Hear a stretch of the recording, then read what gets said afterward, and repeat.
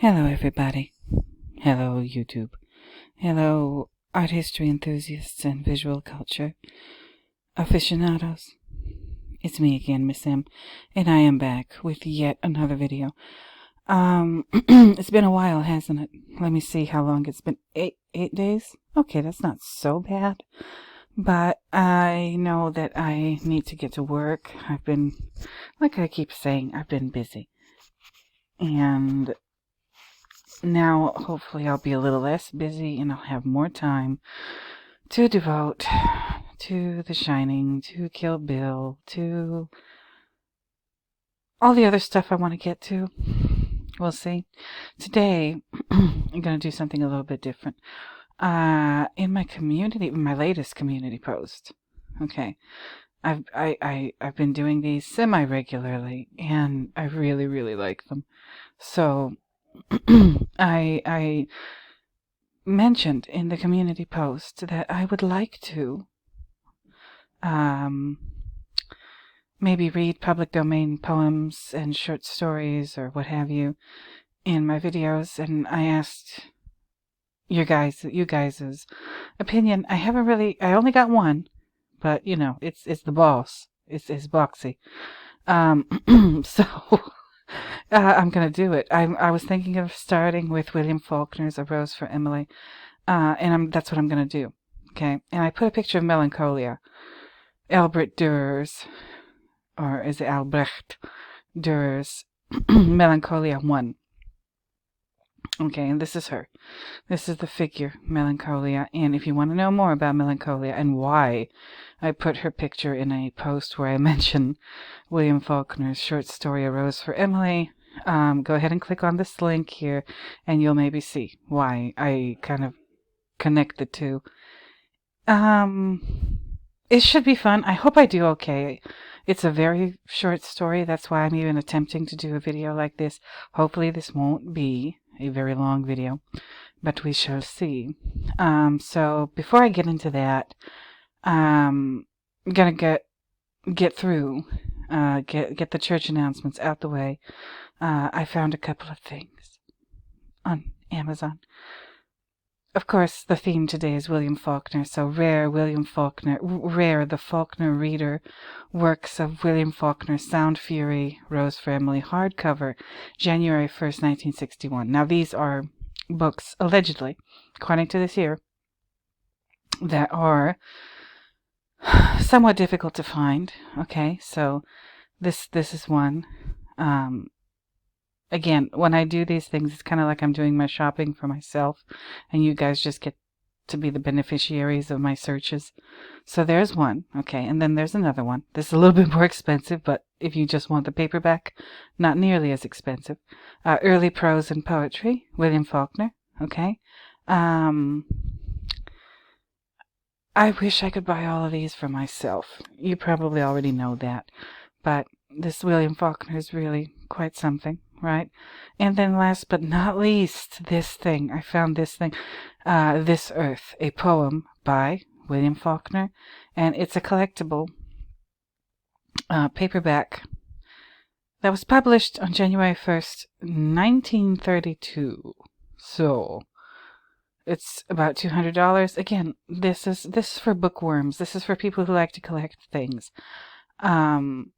You know, fans of literature and poetry and what have you. So if you're one of those people who's into that, you know, here's some ideas. And, you know, that's that. Now, I was thinking, we've all heard of this story, haven't we? This one in particular. Yeah, A Rose for Emily. We've all heard of that story. A lot of us, if you're an American, you read it in high school and you were horrified. We were all horrified. And I'm not going to tell you why, because I'm going to read the story today. Why were we horrified? What about the story is so terrifying? Allegedly, apparently, the story was written in the 1930s. Yeah. I'm not 100% sure, so don't quote me. You can do that research on your own. And I think a lot of filmmakers and a lot of writers and people like that took inspiration from it because it's so darn good. Now, now that I've got the church announcements out the way, okay. Well, actually, no, I've got a little bit more to go. Before I forget, returning viewers, thank you for returning. New viewers, thank you for being new. Subscribers, oh, where are you? All 160 of you. Thank you so much. Thank you so much for subscribing. I appreciate it so very, very much. If you are just brand new and you've never seen any one of my videos, thank you for being brave and clicking. If you like it, please do like, comment, subscribe, share the video, comment. I love comments. I've been getting some really, really good ones lately. And Boxy, oh Lord, Boxy, if you're listening, I am working on understanding The Shining part 8.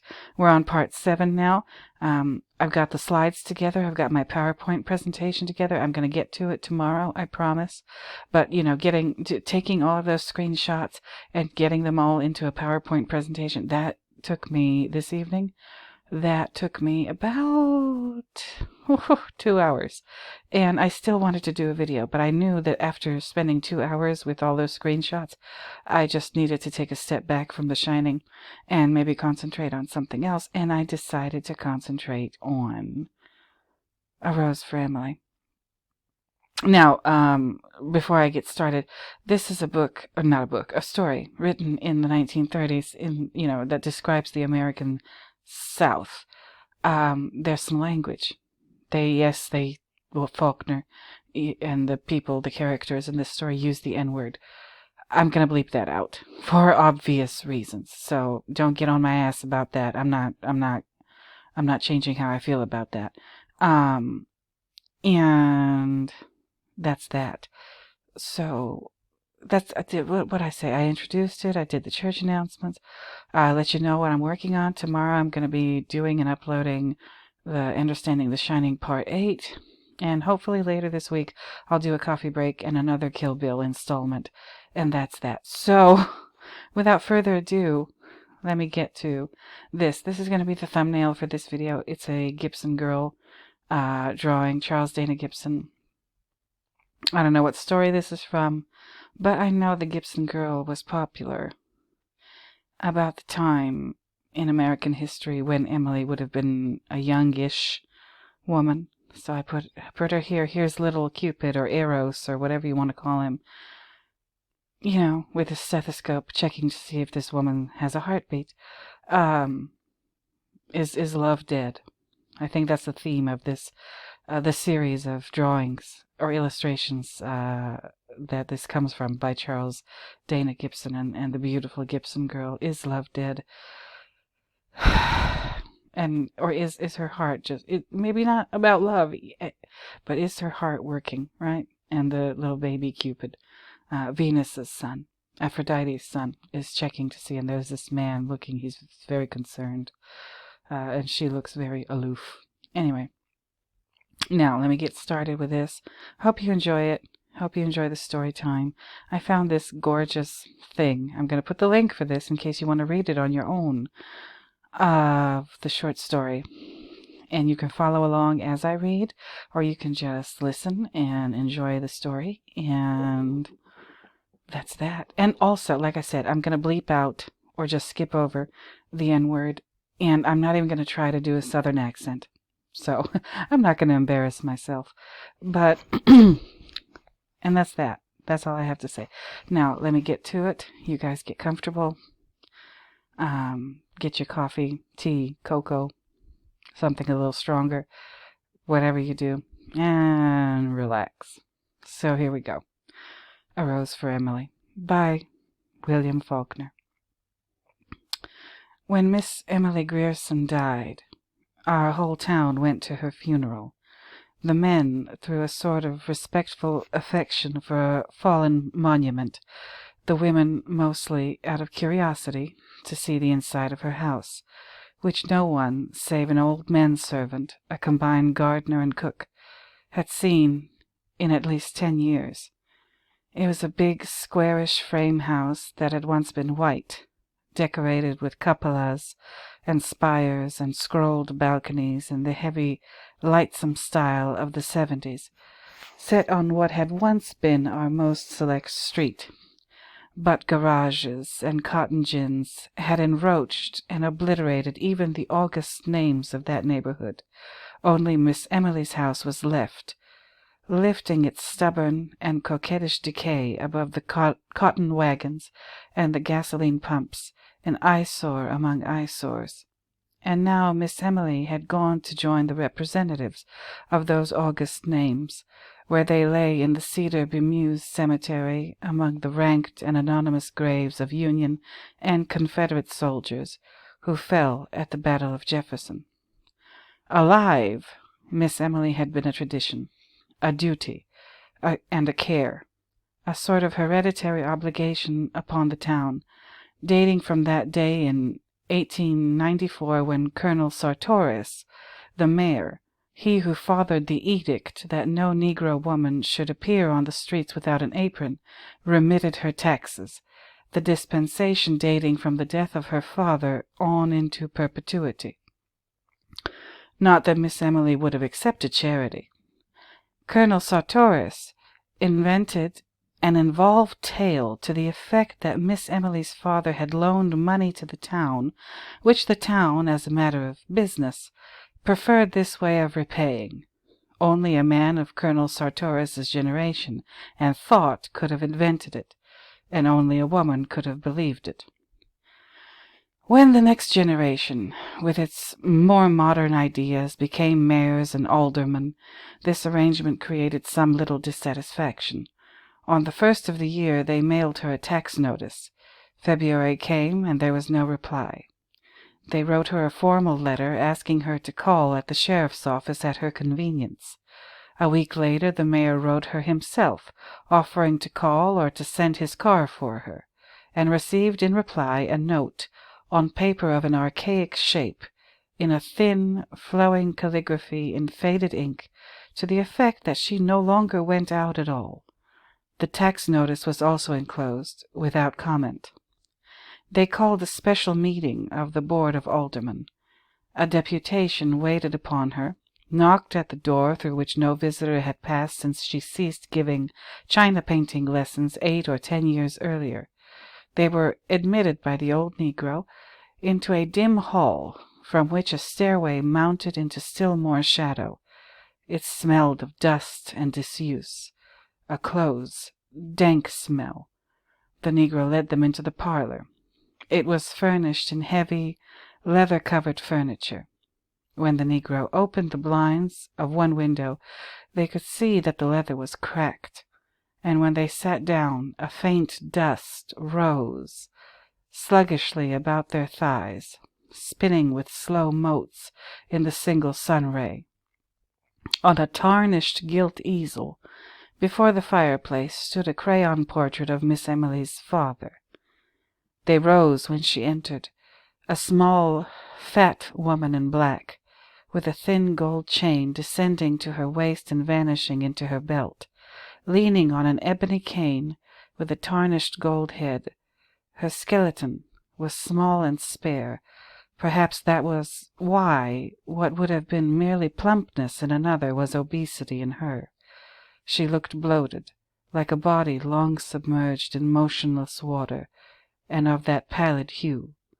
Her eyes, lost in the fatty ridges of her face, looked like 2 small pieces of coal pressed into a lump of dough as they moved from one face to another while the visitors stated their errand. She did not ask them to sit. She just stood in the door and listened quietly until the spokesman came to a stumbling halt. Then they could hear the invisible watch ticking at the end of the gold chain. Her voice was dry and cold. "I have no taxes in Jefferson. Colonel Sartoris explained it to me. Perhaps one of you can gain access to the city records and satisfy yourselves." "But we have. We are the city authorities, Miss Emily. Didn't you get a notice from the sheriff, signed by him?" "I received a paper, yes," Miss Emily said. "Perhaps he considers himself the sheriff." "I have no taxes in Jefferson." But there is nothing on the books to show that. You see, we must go by the Colonel Sartoris. I have no taxes in Jefferson. But, Miss Emily, see Colonel Sartoris. Colonel Sartoris had been dead almost 10 years. I have no taxes in Jefferson. Toby! The negro appeared. Show these gentlemen out.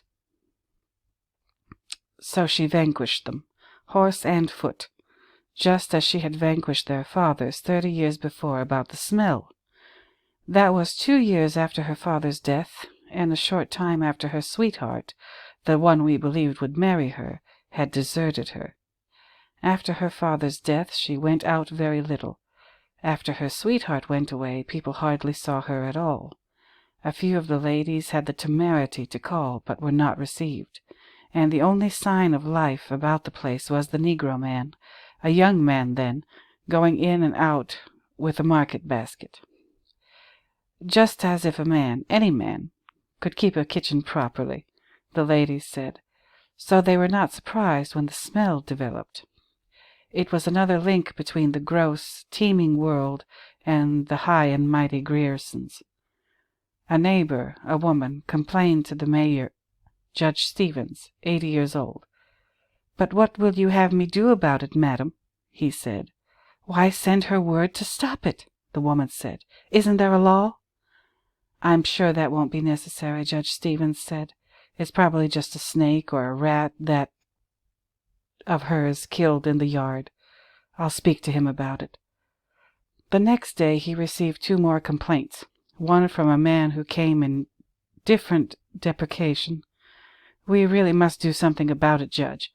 I'd be the last one in the world to bother Miss Emily, but we've got to do something." That night the Board of Aldermen met, 3 gray beards and 1 younger man, a member of the rising generation. "It's simple enough," he said. "Send her word to have her place cleaned up. Give her a certain time to do it in, and if she won't—" "Damn it, sir," Judge Stevens said, "will you accuse the lady to her face of smelling bad?" So the next night, after midnight, 4 men crossed Miss Emily's lawn and slunk about the house like burglars, sniffing along the base of the brickwork and at the cellar openings, while one of them performed a regular sewing motion with his hand out of a sack slung from his shoulder. They broke open the cellar door and sprinkled lime there, and in all the outbuildings. As they recrossed the lawn, a window that had been dark was lighted, and Miss Emily sat in it, the light behind her, and her upright torso motionless as that of an idol. They crept quietly across the lawn and into the shadow of the locusts that lined the street. After a week or 2, the smell went away. That was when people had begun to feel really sorry for her. People in our town, remembering how old Lady Wyatt, her great-aunt, had gone completely crazy at last, believed that the Griersons held themselves a little too high for what they really were. None of the young men were quite good enough for Miss Emily and such. We had long thought of them as a tableau, Miss Emily a slender figure in white in the background, her father a spraddling silhouette in the foreground, his back to her and clutching a horsewhip, the 2 of them framed by the back-flung front door. So when she got to be 30 and was still single, we were not pleased exactly, but vindicated. Even with insanity in the family, she wouldn't have turned down all of her chances if they had really materialized.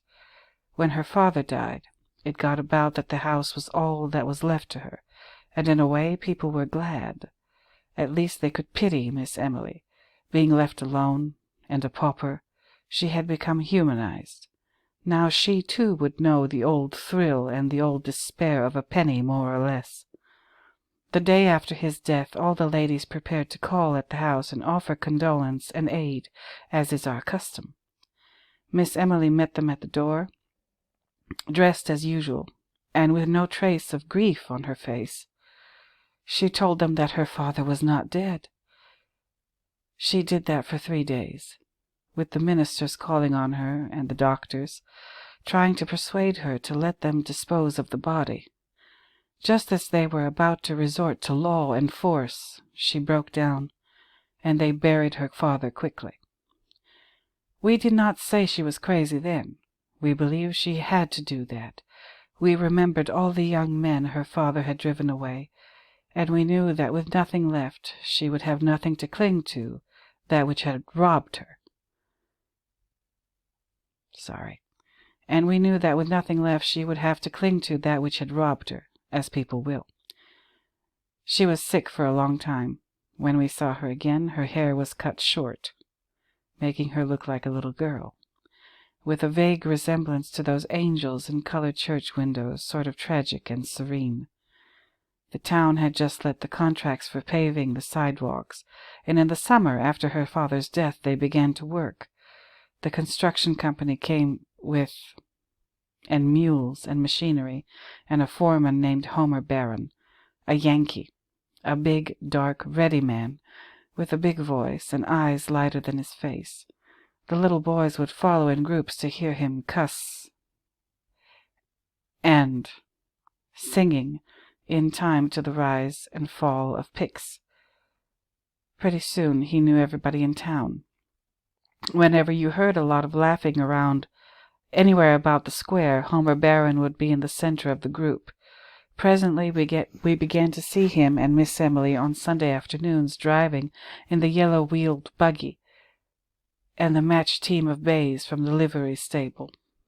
At first we were glad that Miss Emily would have an interest, because the ladies all said, of course, a Grierson would not think seriously of a northerner, a day laborer.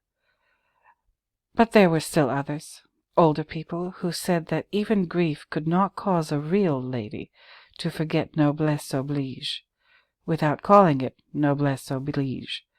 They just said, poor Emily, her kinsfolk should come to her. She had some kin in Alabama, but years ago her father had fallen out with them over the estate of old Lady Wyatt, the crazy woman, and there was no communication between the two families. They had not even been represented at the funeral. As soon as the old people said, poor Emily, the whispering began. Do you suppose it's really so? They said to one another. Of course it is. What else could... This behind their hands, rustling of crane's silk and satin behind jalousies closed upon the sun of Sunday afternoon as the thin, swift clop, clop, clop of the matched team passed. Poor Emily. She carried her head high enough, even when we believed that she was fallen. It was as if she demanded more than ever the recognition of her dignity as the last Grierson, as if it had wanted that touch of earthiness to reaffirm its imperviousness, like when she bought the rat poison, the arsenic. That was over a year after they had begun to say, poor Emily, and while the two female cousins were visiting her. I want some poison, she said to the druggist. She was over 30 then, still a slight woman, though thinner than usual, with cold, haughty black eyes and a face the flesh of which was strained across the temples and about the eye sockets, as you imagine a lighthouse keeper's face ought to look. I want some poison, she said. Yes, Miss Emily. What kind? For rats and such. I reckon I want the best you have. I don't care what kind. The druggists named several. They'll kill anything up to an elephant. But what you want is arsenic, Miss Emily said. Is that a good one? Is arsenic? Yes, ma'am. But what you want, I want arsenic. The druggist looked down at her. She looked back at him, erect, her face like a strained flag. Why, of course, the druggist said, if that's what you want. But the law requires you to tell what you are going to use it for.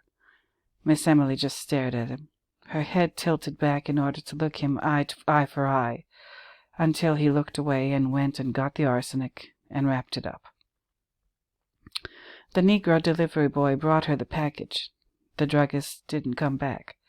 When she opened the package at home, there was written on the box, under the skull and bones, for rats.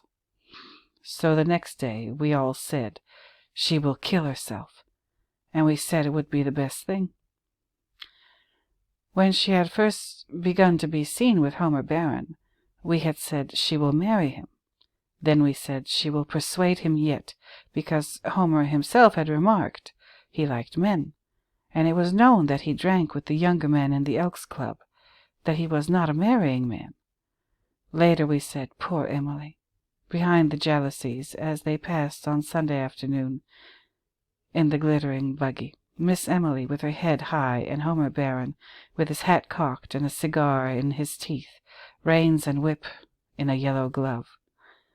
Then some of the ladies began to say that it was a disgrace to the town and a bad example to the young people. The men did not want to interfere.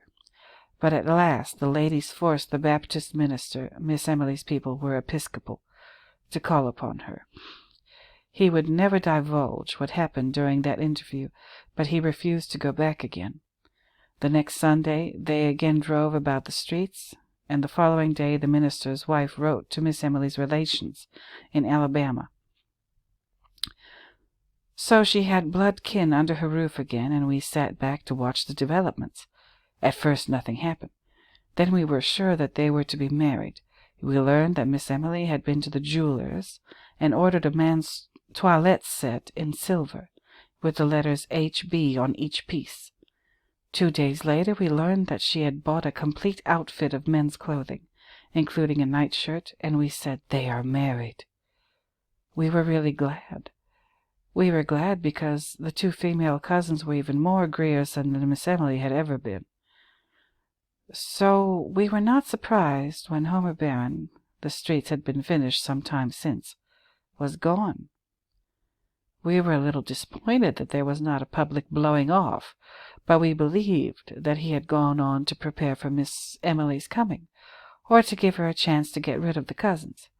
By that time it was a cabal, and we were all Miss Emily's allies to help circumvent the cousins. Sure enough, Sure enough, after another week they departed, and as we had expected all along, within 3 days Homer Barron was back in town. A neighbor saw the Negro man admit him at the kitchen door at dusk one evening, and that was the last we saw of Homer Barron and of Miss Emily for some time. The Negro man went in and out with the market basket, but the front door remained closed. Now and then we would see her at a window for a moment, as the men did that night when they sprinkled the lime, but for almost 6 months she did not appear on the streets. Then we knew that this was to be expected too, as if that quality of her father which had thwarted her woman's life so many times had been too virulent and too furious to die. When we next saw Miss Emily, she had grown fat, and her hair was turning gray. During the next few years it grew grayer and grayer until it attained an even pepper and salt iron gray, when it ceased turning. Up to the day of her death at 74, it was still that vigorous iron gray, like the hair of an active man. From that time on, her front door remained closed, save for a period of 6 or 7 years, when she was about 40, during which she gave lessons in china painting. She fitted up a studio in one of the downstairs rooms, where the daughters and granddaughters of Colonel Sartoris's contemporaries were sent to her with the same regularity and in the same spirit that they were sent to church on Sundays with a 25-cent piece for the collection plate. Meanwhile her taxes had been remitted. Then the newer generation became the backbone and the spirit of the town, and the painting pupils grew up and fell away, and did not send their children to her with boxes of color and tedious brushes, and pictures cut from the ladies' magazines. The front door closed upon the last one, and remained closed for good. When the town got free postal delivery, Miss Emily alone refused to let them fasten the metal numbers above her door and attach a mailbox to it. She would not listen to them. Daily, monthly, yearly, we watched the Negro grow grayer and more stooped, going in and out with the market basket. Each December we sent her a tax notice, which would be returned by the post office a week later, unclaimed. Now and then we would see her in one of the downstairs windows. She had evidently shut up the top floor of the house, like the carven torso of an idol in a niche, looking or not looking at us, we could never tell which. Thus she passed from generation to generation, dear, inescapable, impervious, tranquil, and perverse. And so she died, fell ill, in the house filled with dust and shadows, with only a doddering Negro man to wait on her. We did not even know she was sick. We had long since given up trying to get any information from the Negro. He talked to no one, probably not even to her, for his voice had grown harsh and rusty, as if from disuse. She died in one of the downstairs rooms, in a heavy walnut bed with a curtain, her grey head propped on a pillow yellow and mouldy with age and lack of sunlight. The Negro met the first of the ladies at the front door and let them in, with their hushed, sibilant voices and their quick, curious glances, and then he disappeared. He walked right through the house and out the back and was not seen again. 2 female cousins came at once. They held the funeral on the second day, with the town coming to look at Miss Emily beneath a mass of bought flowers, with the crayoned face of her father musing profoundly above the bier, and the ladies sibilant and macabre, and the very old men, some in their brushed Confederate uniforms, on the porch and the lawn, talking of Miss Emily as if she had been a contemporary of theirs, believing that they had danced with her and courted her, perhaps, confusing time with its mathematical progression, as the old do, to whom all the past is not a diminishing road, but instead a huge meadow which no winter ever quite touches, divided from them now by the narrow bottleneck of the most recent decade of years. Already we knew that there was one room in that region above stairs which no one had seen in 40 years, and which would have to be forced. They waited until Miss Emily was decently in the ground before they opened it.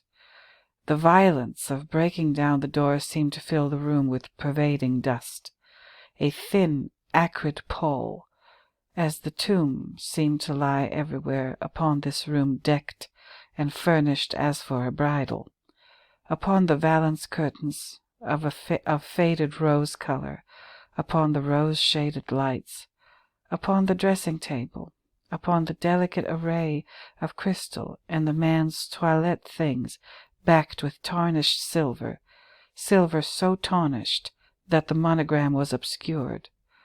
Among them lay a collar and a tie, as if they had just been removed, which, lifted, left upon the surface a pale crescent in the dust. Upon a chair hung the suit, carefully folded. Beneath it, the 2 mute shoes and the discarded socks. The man himself lay in the bed. For a long while we just stood there, looking down at the profound and fleshless grin.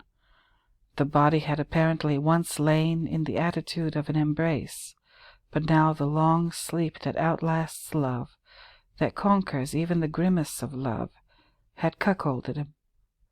What was left of him, rotted beneath what was left of the nightshirt, had become inextricable from the bed in which he lay, and upon him and upon the pillow beside him lay that even coating of the patient and biding dust. Then we noticed that in the second pillow was the indentation of a head. One of us lifted something from it, and leaning forward, that faint and invisible dust dry and acrid in the nostrils, we saw a long strand of iron-gray hair. Okay. All right, that was it. I know I stuttered, and I know I kind of messed that up. So this is my first thing that I've ever read on my channel. Okay, let me show you the picture again. This is like, again, I know I have a lot of people who subscribe to my channel and watch my videos and listen to my videos, whatever you do, and you're not from America, and you've maybe never heard of this. I don't know. Again, this is like a staple in American high school classes. When you're about 15 or 16 years old in your English class, like, you're probably going to read this thing. And, you know, all we do is focus on, like, that last part, that last awful part where you can, you know, the the part where you finally figure out what the hell's going on. Like, the whole story, you kind of have an idea of what's going on, but do you really? Now, again, I apologize if I tripped over my words and mispronounced things or whatever. That's why I put this here for you to follow along if you want to, you know. I hope you enjoyed it at least somewhat. I hope I've turned you on to William Faulkner. I hope, you know, I have to do this again, maybe a little better next time. I need maybe some practice or whatever. I'm being honest. I'm being realistic about myself. So, again, if you're into this kind of thing, if you're into William Faulkner, you know, check out these on Amazon. And I think that's that for today, you guys, people, wonderful subscribers, wonderful viewers and listeners and what have you. Thank you for watching this. Thank you for watching any of my other videos and adding to my view counts and etc. etc. Once again, I'll just remind you quickly, please don't forget to like, comment, share, subscribe, etc. I love reading your comments. And in my coffee break, like, viewer mail video, I'm going to go through some more comments. I've been getting some good ones lately. You guys are awesome. So with all that being said, I want to know, you know, did you like this story? Would you like more stories? Do you have recommendations of stuff that you would like me to read? I'll consider it, you know. Again, I'm gonna come back tomorrow with Understanding the Shining Part 8, and then hopefully later this week, a viewer mail, coffee break, and Kill Bill. So, everybody, now that I've thoroughly horrified you, until next time, until the next video, I guess I'm gonna go ahead and bid you bye-bye. So, bye-bye, everybody.